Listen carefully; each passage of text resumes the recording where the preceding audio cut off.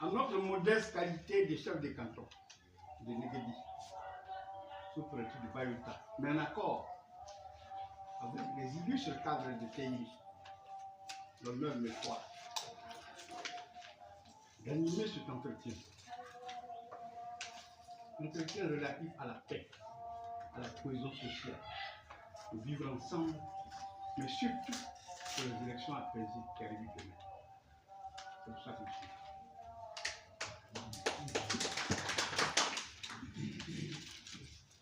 Monsieur le chef de village, monsieur le chef de village,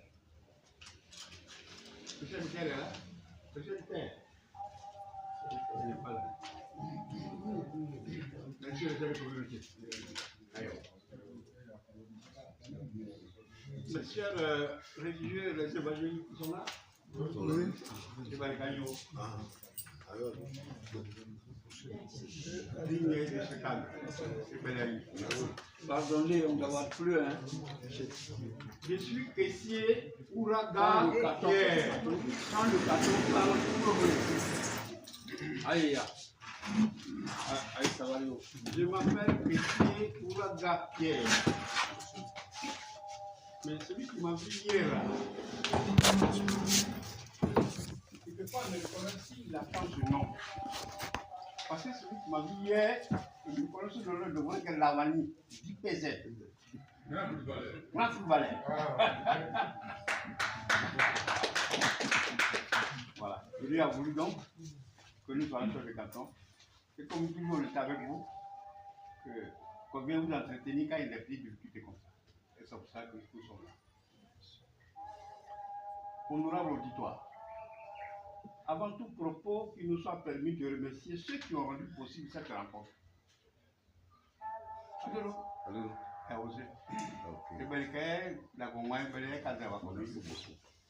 C'est pour moi.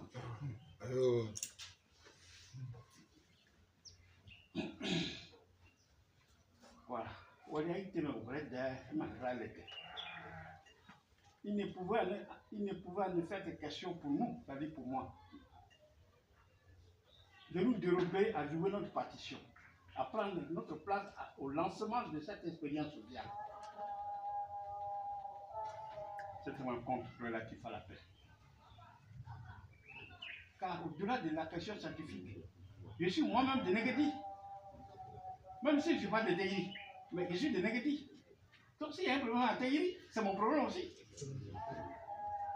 Tout ce que je devais faire, j'ai laissé. Et puis, nous sommes venus, non seulement vous saluer, mais échanger avec vous. Distingué honorable auditoire, au regard de ce thème à développer, c'est-à-dire la paix, la cohésion sociale, le vivre ensemble, vous voudrez bien permettre que nous fassions un bref aperçu historique de notre pays, la Côte d'Ivoire. Parce que la Côte d'Ivoire, elle a une histoire particulière. Les hasards de coupage colonial ont rassemblé dans ce pays les peuples variés et réalisé un brassage de spiritualité. Quand en 1893, les colons ont pénétré la Côte d'Ivoire, sont passés par le nord, en venant du Mali, ils ont tout cassé là-bas. Sont venus, les gens sont venus de partout, du Libéria et tout ça. Mais tous ceux qui sont venus, qui ont trouvé des gens ici, ils ont fait fraternité, ils ont fait amitié, et ils ont vécu ensemble. Et pendant un siècle, on n'a pas vu par là. Mais ces derniers temps, on ne sait pas d'où vient cette palabre. Donc l'histoire particulière de la Côte d'Ivoire, c'est ça. La Côte d'Ivoire était toujours un pays de rassemblement. Donc nous-mêmes, là, il faut qu'on s'interroge. Parce que nos parents sont morts. Toi, qui es mon ami là, quand tu fermes les yeux, ferme tes yeux que je regarde, ferme tes yeux. Si tu vas voir ton papa, tu vas voir ton grand-papa, tu vas voir le papa. Mais notre papa là, tu ne le connais pas. Surtout que réellement, nous sommes d'une père, nous sommes du même père et de la même mère. Pourquoi faire par là non? ça. Voilà ce que nous avons.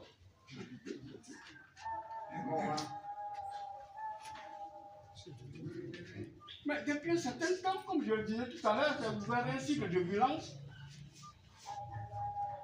Et puis, on ne peut plus maîtriser ça. Il y a des palabres partout. Alors, vous, chefs de communauté, nous, chefs de village, nous sommes tous les gardiens des us et coutumes. Vous savez que nous sommes des combattants intrépides pour la paix. Parce que si toi, tu es, par exemple, imam, ou bien chef de communauté, tu ne peux pas accepter que chez toi, il y ait palabre. Pourquoi donc accepter qu'ailleurs, il y ait des palabres? Donc, nous, là, chefs de communauté, chefs de village, tout ça, nous sommes des combattants pour la paix. Il faut qu'on fasse tout pour qu'il y ait la paix. C'est ça qui, c'est surtout ça. Notre pays a été toujours cité un exemple pour sa politique humaniste, sa politique humanisante, son sens de coopération sans exclusive et sa légendaire hospitalité. Cause fondamentale de sa relative prospérité et de son développement spectaculaire convoité de tous. C'est ça la Côte d'Ivoire. Alors pourquoi de l'autre côté à Gaïwan, on n'entend pas de bruit? Et pourquoi c'est à négatif seulement? On dit quand il y a élection, à Bayouta il y a ceci, à Bli il y a ceci, à Théi il y a ceci. Pourquoi? Il faut qu'on s'interroge. Pourquoi cela? Et c'est pour cela que vous et moi là, quand je finis de parler, vous donnez la parole, vous allez poser la question. Ou bien vous allez exprimer ce qui ne va pas. Les hommes de Dieu sont là, ils vont prier. Du coup, mes gars,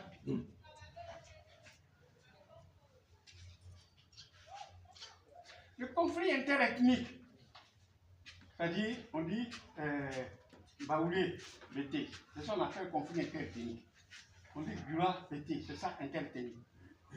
Parle de ça là, on sait quand ça commence, mais on ne sait pas quand ça finit. Donc on doit éviter ça.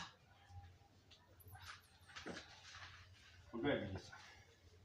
Mais notre pays, la Côte d'Ivoire, ne me dit pas ça. Puisqu'elle a été bâtie sur l'amour, alors elle ne saurait se laisser détruire par la haine et la jalousie des hommes. Voyez-vous? Je le dis parce que notre père à tous, Félix Boigny, a maintes fois dit et proclamé ceci. C'est l'amour qui fait que, en Côte d'Ivoire, nous trouvons toujours une solution aux problèmes posés. C'est l'amour qui fait qu'on pardonne tout à un frère. C'est l'amour qui fait qu'on tolère tout à un frère. On se montre tolérant et patient avec un frère. C'est un devoir agréable d'aider un frère. Oufou Boigny nous avait dit ça depuis longtemps. Celui qui a créé ce pays-là. Cette pensée du sage devrait encore résonner dans nos mémoires et dans nos cœurs. Nous, adultes, moi, adulte, où est jeune là? Où est le président des jeunes là? Oui, jeune, lève-toi que je te vois. Toi, jeune, moi, adulte, toi, jeune. Les mamans ne sont pas là. Mais vous, communauté étrangère, d'ici d'ailleurs, où que nous nous trouvons, ce message nous est destiné. Quelle que soit votre opinion politique, quelle que soit votre religion, il s'agit de sauver la Côte d'Ivoire, notre patrie tant aimée. Si les politiciens n'ont pas réussi à nous conscientiser et nous mettre ensemble, ce n'est pas une excuse pour nous de continuer à nous entre-déchirer, à nous haïr les uns les autres. Mais ne dit-on pas que vouloir c'est pouvoir? Parce que vous et moi, vous et nous là, quand les politiciens viennent, ils parlent, et puis ils s'en vont là, et puis s'ils sont élus là, qu'est-ce qu'ils viennent chercher quoi? Ils vous donnent le quoi? Un fada? Non. Ils ne viennent même pas. Oui ou non? Ils viennent non? Ils ne viennent même pas. Donc vouloir, c'est pouvoir. Nous sommes confiants que vous et nous, si nous nous rassemblons, nous pouvons faire en sorte que palabre là, on ne peut plus voir ça. Parce que eux, ils ont échoué. Ils ont joué, mais nous, on va gagner. Nous, on va gagner quoi? On va gagner la paix. Amen.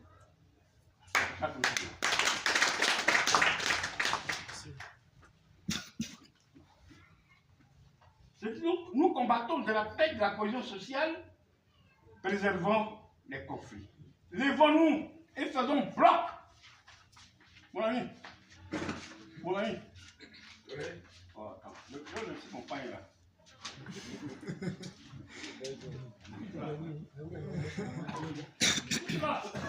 T'es levé.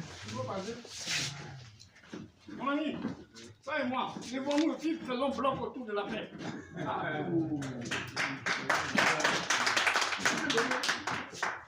C'est une illustration. Nous tous, comme ça, nous devons faire.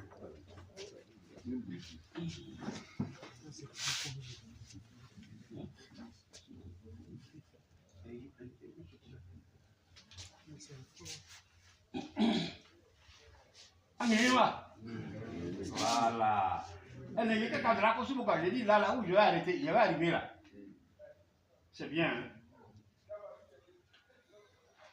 Alors cette rencontre-là, c'est un cri de cœur. Un cri de cœur pour des grands hommes multivisionnaires comme les gars. Mais un cri de cœur pour vous.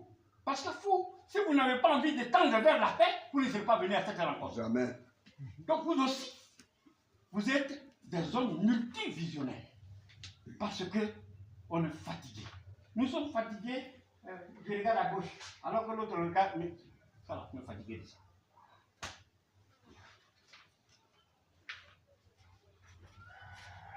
Mais attends, il y a une chose. Nous sommes angoissés et torturés par la haine. Nous perdons de vue l'essentiel, c'est-à-dire l'éducation de nos enfants. Nous sommes angoissés, torturés par la haine. L'éducation de nos enfants, là, nous perdons ça de vue. Moi, je suis déjà venu ici 3 fois pour régler les problèmes de collège. Ici, à Taïri qu'on appelle Zikekou, où il y a eu le Sokli Marcel, où il y a eu les Gossé, les premiers intellectuels de ce canton. Vous avez eu la chance, vous. Dieu a fait de vous, parce que le hasard n'existe pas. Dieu prépare là où tu dois vivre. Dieu prépare où tu vas, la celui que tu vas rencontrer. C'est tu es ton tuteur. Dieu prépare tout ça. Dieu a voulu que vous soyez à Taïri. Et ce Taïri-là, c'est un village qu'on appelle Taïri Zikekou. Parce que c'est là qu'on a eu des cadres qui très tôt se sont battus pour le développement du canton de Guéry.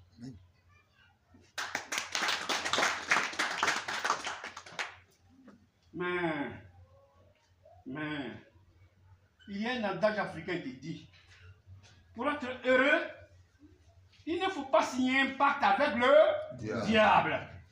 Oui, signer un pacte avec le diable, c'est la catastrophe. C'est accepter le désordre et c'est tendre vers la division.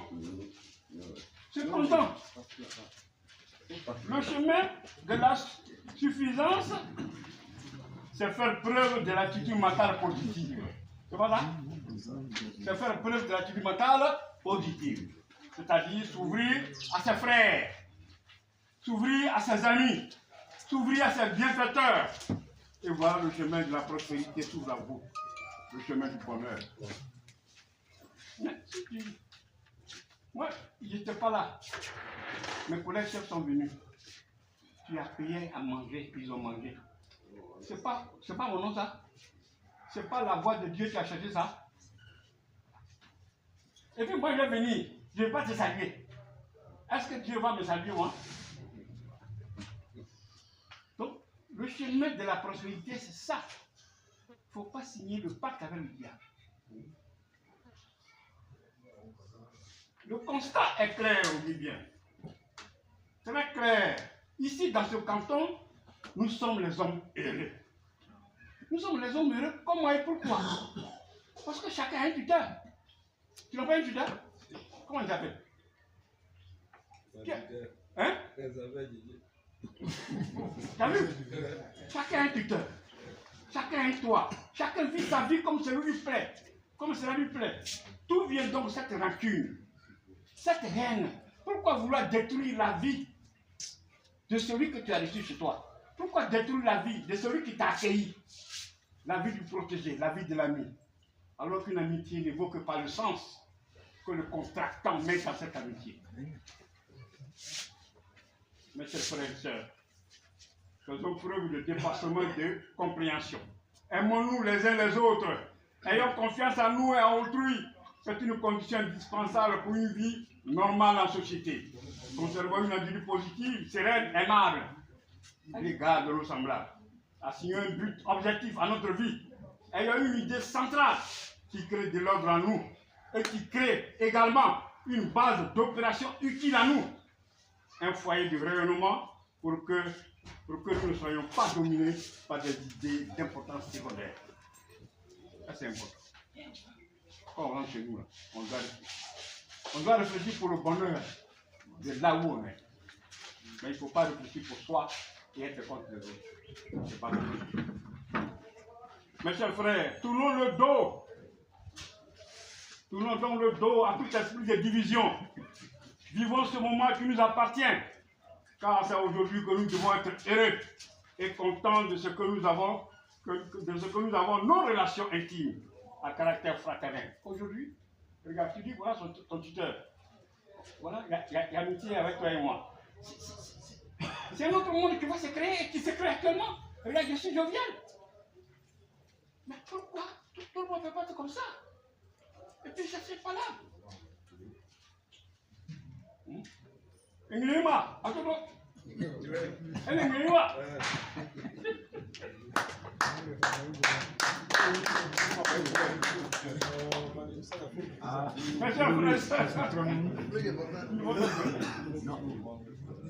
C'est maintenant que nous devons mettre en valeur nos dons, car le vrai bonheur est à ce prix seulement. Quand Dieu t'a envoyé ici, là, Dieu t'a donné un don. Il faut mettre ce don-là à la disposition du village. Anémia,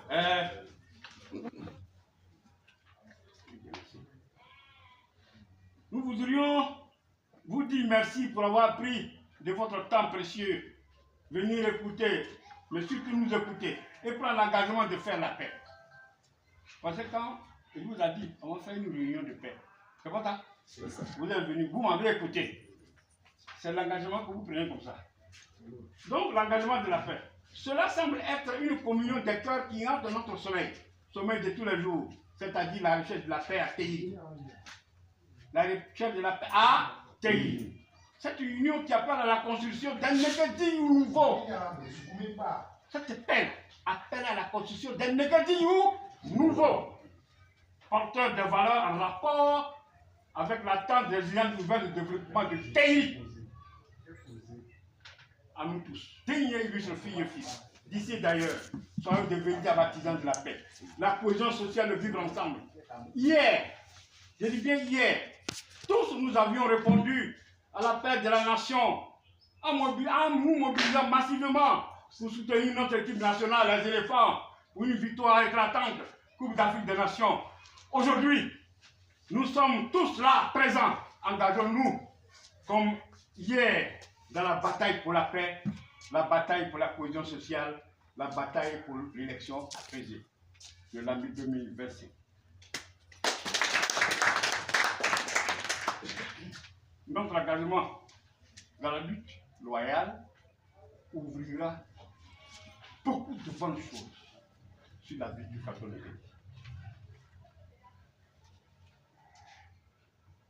Prière, nous tenir tous debout.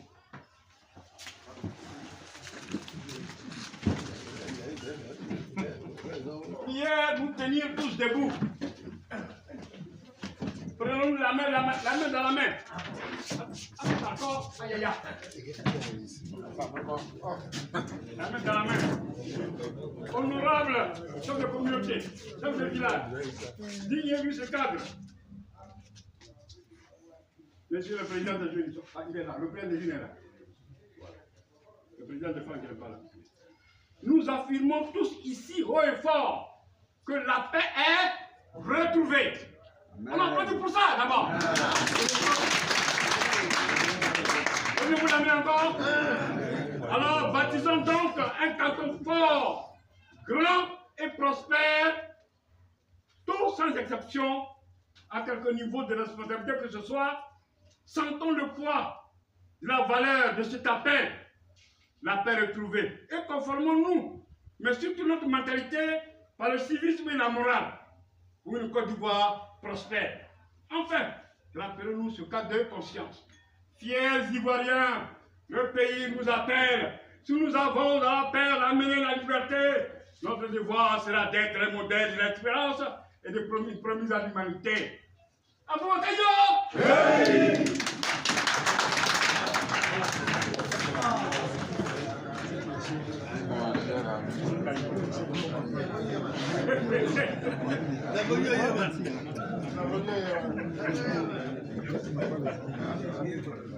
Ah.